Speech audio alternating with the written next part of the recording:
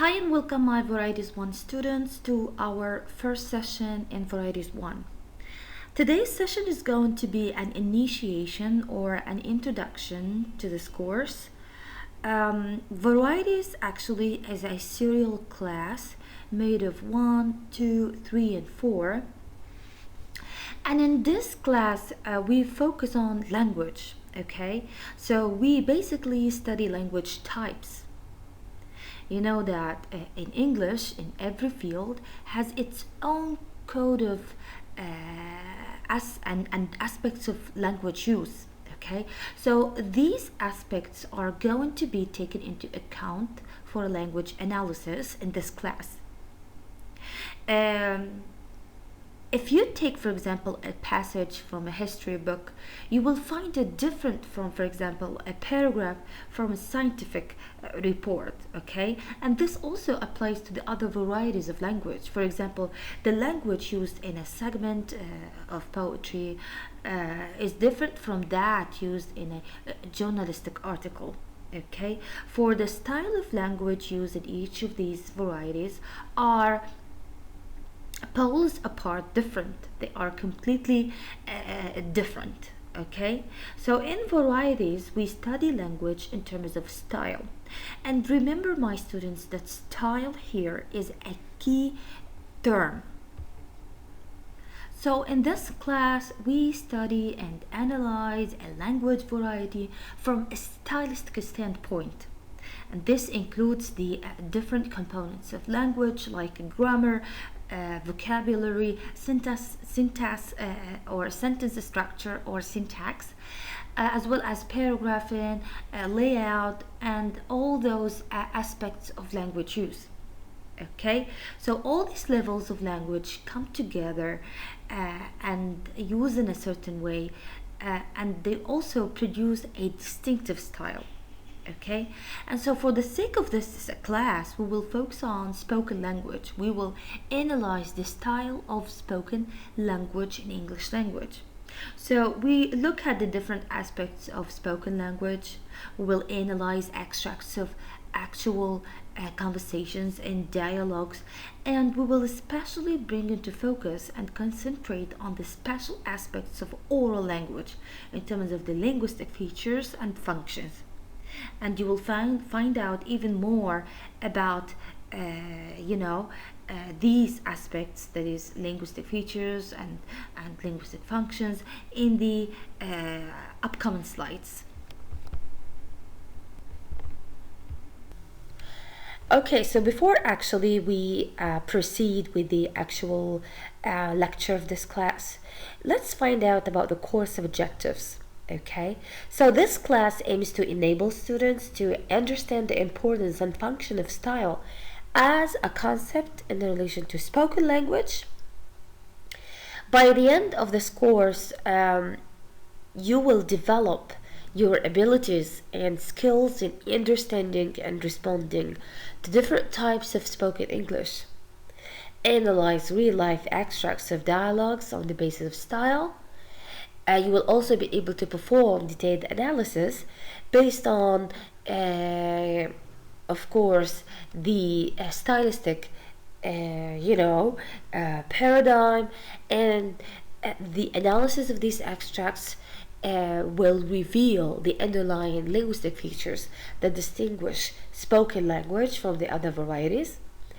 You will apply the understanding of stylistics to the other varieties of spoken language or of language in the forthcoming varieties classes, especially that like in varieties 2 you will be working on extracts, or you will basically be working on journalistic articles, while in varieties 3 you will be working on legal contracts or legal language, while in varieties 4 you will actually be introduced to literary language like poetry and narratives.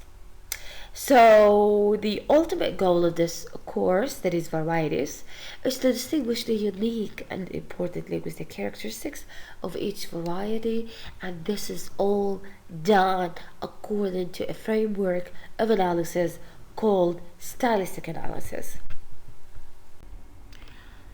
Okay, so this is the lecture outline of today. So first of all, we're going to look at what is varieties, and we will see that varieties may hold two meanings. They may refer to dialects or types of English. Then we will move to understand more the concepts of style and stylistics,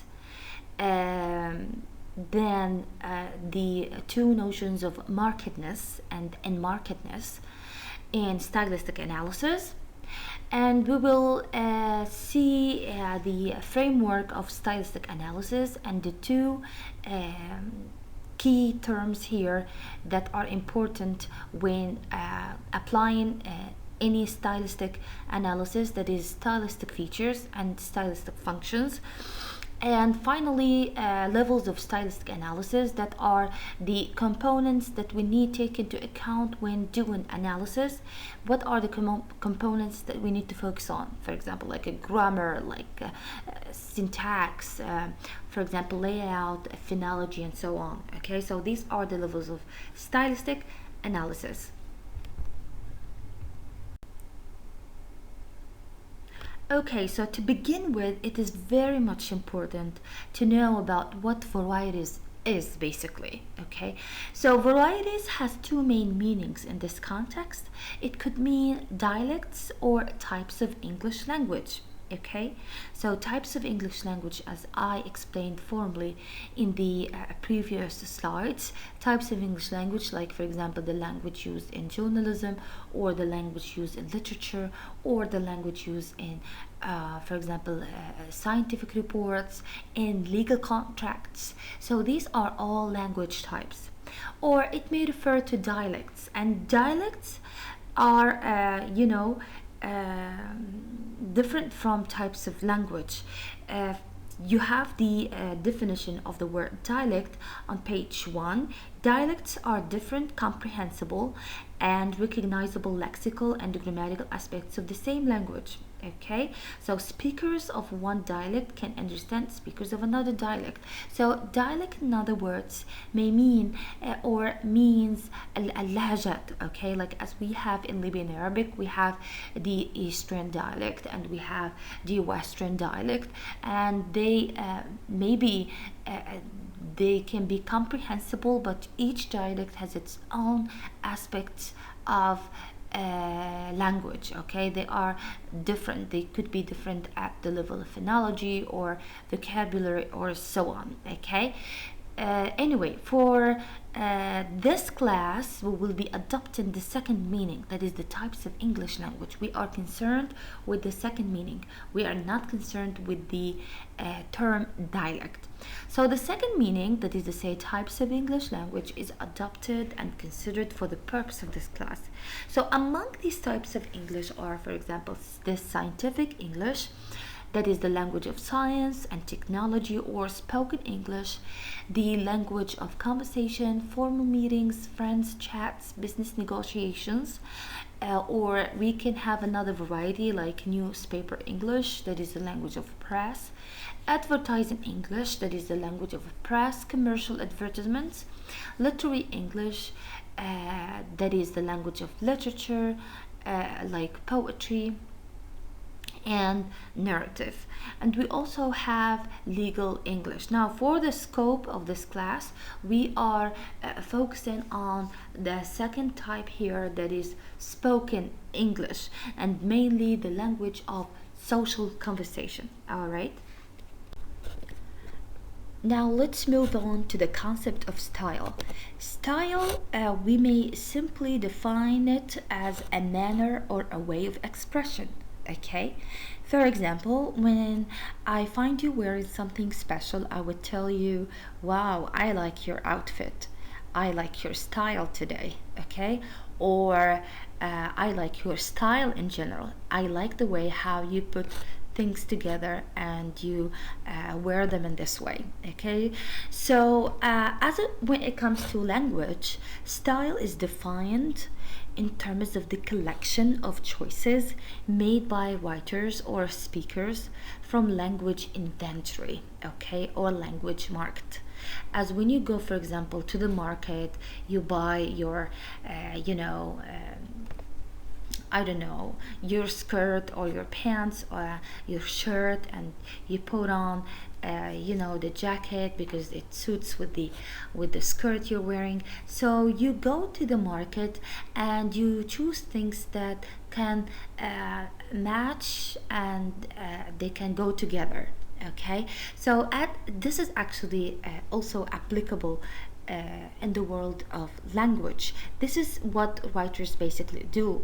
They go to the language market or to the language inventory, and they pick up the things that appeal to them, and that what makes every field or every variety has its own unique and peculiar style. Okay, so it is defined in terms of the collection of choices made by writers from language inventory or language market, including the layout, grammar, vocabulary, and phonology, and so on. Okay, language is exemplified as a huge reservoir which contains four main stocks. So it's like a a huge mall or a huge market with so many floors, and in every floor we have, for example, the layout stock or the layout floor, all the tools for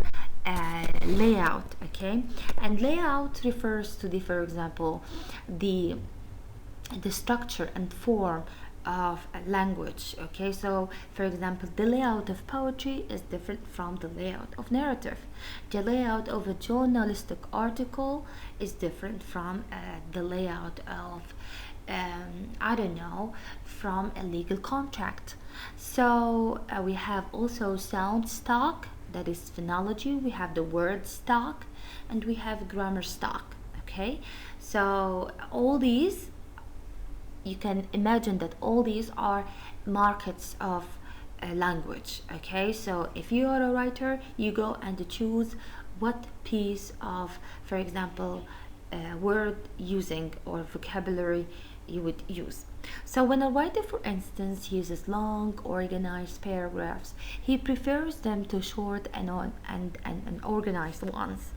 Likewise, his choice of complex sentences means negligence of simple ones.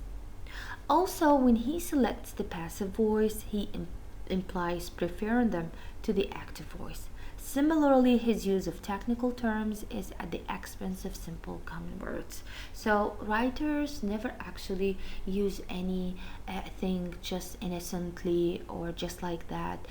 Everything is chosen or is done for a purpose. Okay, so these and other similar choices made in preference to others available in language are purely stylistic. So we call all these things, you see this process of choosing this style or choosing active form rather than the passive form. These are all stylistics. Okay, so they are being stylistic. They choose things other than others for stylistic purposes. So therefore, it can be said that the concept of style is not restricted to one minor feature of language. It is rather a totality concept covering all language features. So in other words, stylistics is the study of style used in written and verbal language, and the effects the writer or the speaker wishes to communicate to the reader or listener. Okay, so stylistics basically involves the application of linguistic concepts, and instead of focusing on what the work or what the text is about, stylistics focuses on how the work is composed or structured. Okay, so in stylistics we are not concerned with the what, that is to say with the theme or the message or basically the content of the text, but rather we are mostly actually concerned with how is the text composed, the style, the form, the language. Okay, so stylistics is a critical and scientific method that um, analyzes text on the basis of style by focusing on the writer's stylistic choices with regard to the syntax, word order, phonology, diction, vocabulary, morphology, and so on. So, again, stylistics is the study of style. Stylistics is a language based activity. It is an approach which studies the various linguistic features in a text and in spoken dialogue as well. The term is made of two words. I mean, if you look at the morphological makeup of the word, it is made of style and linguistics. So it involves the scrutiny and analysis of the text from a linguistic point of view by looking at the linguistic choices and techniques as well as figurative devices used in text. It endeavors to explain how texts insinuate or create meaning and how readers actually receive and generate meaning and why readers react to the text the way they do. Okay, if we go to Wikipedia, in fact, it defines stylistics as a branch of applied linguistics. It is the study and interpretation of texts of all types, written or spoken. In regard to what? In regard to their linguistic style. Okay, that is to say, the author's word choice, sentence structure, figurative language, graphological devices in order to establish meaning in the text. So the goal of stylistics is not simply to describe the formal features of text for their own sake, but in order to show their functional significance for the interpretation of text. Okay, so for example, in journalistic writing, the use of simple short sentences is done for clarity purposes. Okay, and for example, the excessive use of rhetoric devices and rhetorics in literary language has the function of, adding the emphasis and emotional impact to the language. Okay, because the language of literature is very much powerful, and it gains actually its power by means of language devices such as rhetorics and so on. All right, the same applies to the other actually varieties of language. So everything is done for a purpose. There is nothing that is done just in vain. All right, so we are not simply describing, for example, that poetry is written in this way and has the form of that way, but also we are justifying why poetry is written in that fashion for that purpose.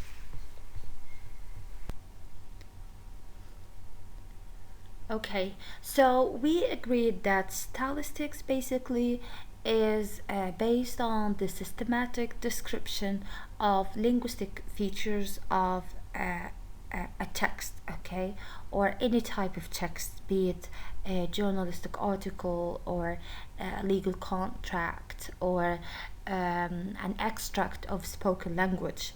Okay, so we basically focus on these linguistic features, that is to say, for example, the language, the vocabulary, grammar, sentence type, the expressions that the author uses, and so on, and their, of course, impact on the text on the whole.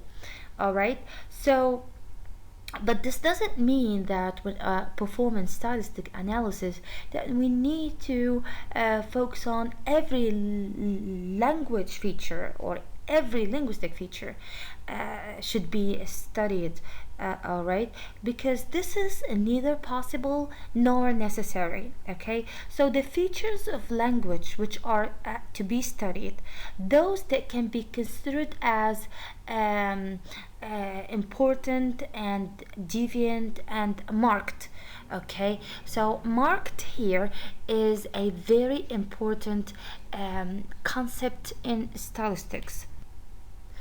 Markedness, when a word, a clause, a group of sounds is made prominent by using it in a deviant, unusual way, it is described as marked.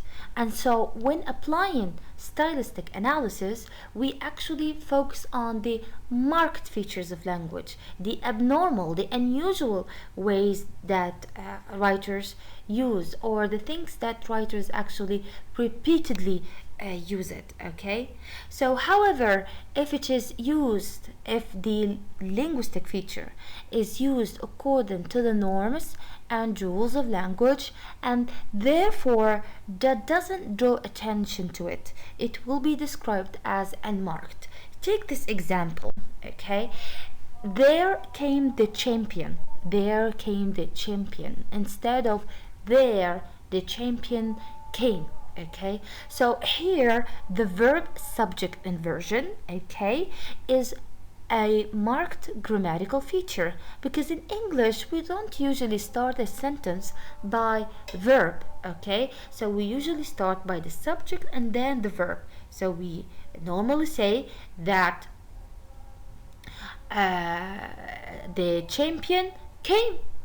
Okay, but not the there came the champion. Okay, of course, in literature, okay, so in the general use of language, this is unacceptable. Okay, but in literature, this kind of language is welcome, and this kind of language is normal. Okay, so this kind of, for example, sentence structure is deviant. Okay, because this is not normal in the usual way of language. So markedness here is recognized by comparing it to the unmarked normal grammatical structure. Okay, another example, strong is the king, for example. Strong is the king. We don't usually start a sentence by the adjective and then by the noun. We usually start with the subject. The king is strong. Okay, but not strong is the king. Okay, so this sentence is marked because this isn't the normal order of English subject verb. All right.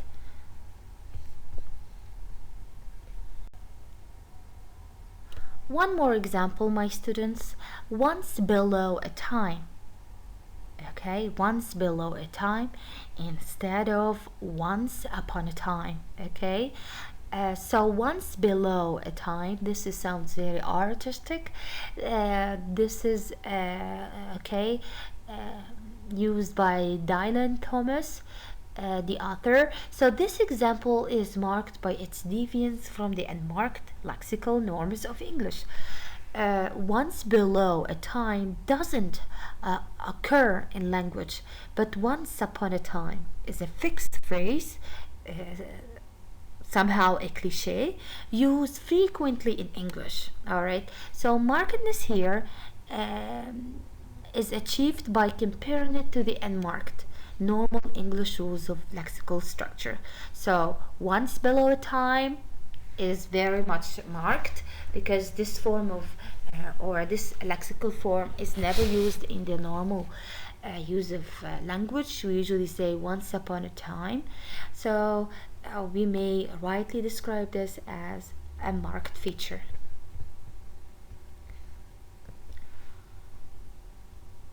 One more example, small streets still.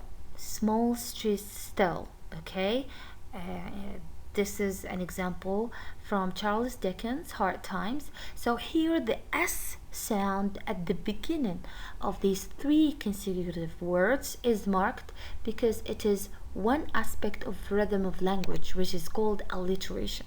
Okay, so when you find, for example, the author uses like these tricks of alliteration or rhythm and so on, like we have here small, straight, still, three consecutive words starting with sound, then this is a marked feature. It absolutely draws every reader's attention. So stylistics is concerned with the marked features of language. That's why it is described as eclectic, concentrating on important characteristics of language.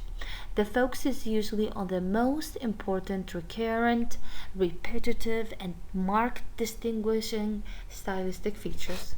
Of course, the more examples we take, the more you understand this concept.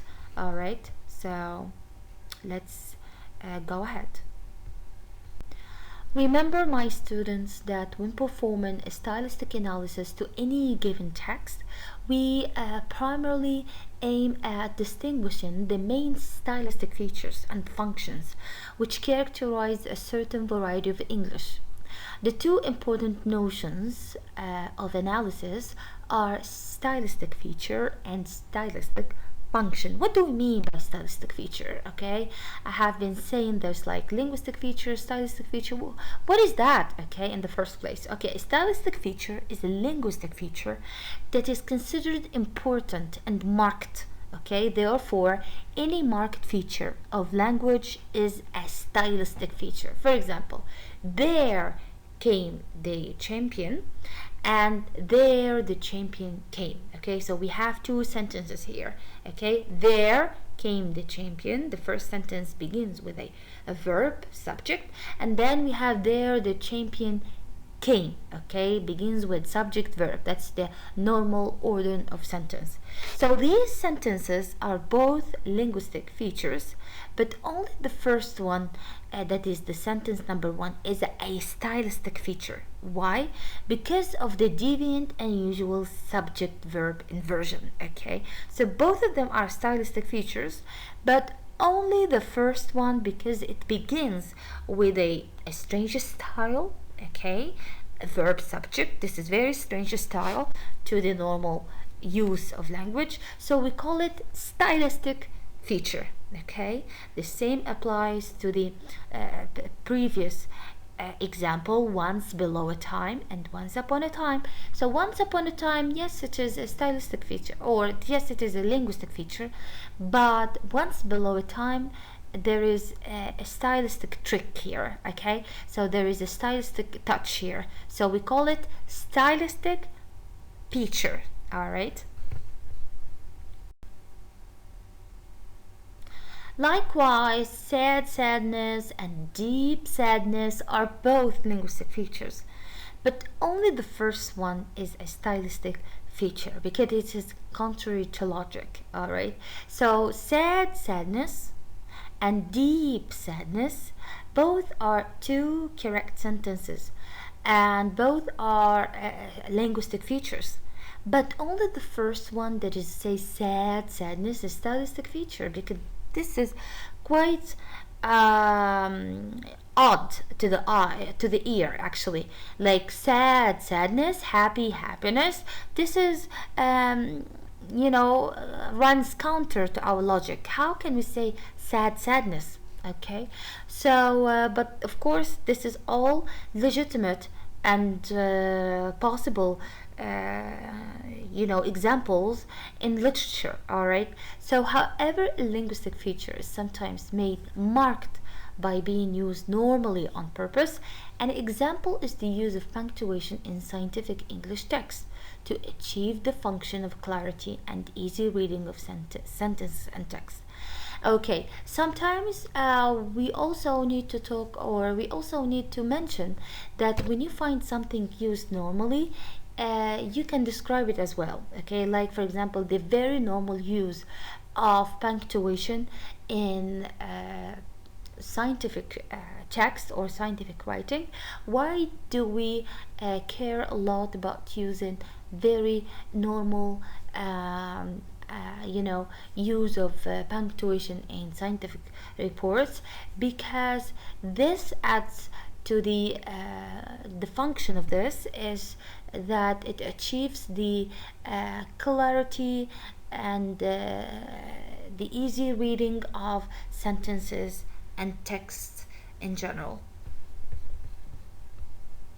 Now we move to the last feature of today's lecture, that is a stylistic function. Stylistic function is the implied meaning of a stylistic feature. It is the reason behind using the stylistic feature, which is usually deviant and runs counter to the ordinary norms and rules of language. In other words, it is the answer of the question, why is such a stylistic feature used? Okay, so every stylistic feature is supposed to have an important stylistic function. Okay, so for example, when we will be working on extracts of spoken English, you will find that um, there is a lot of deletion of certain parts of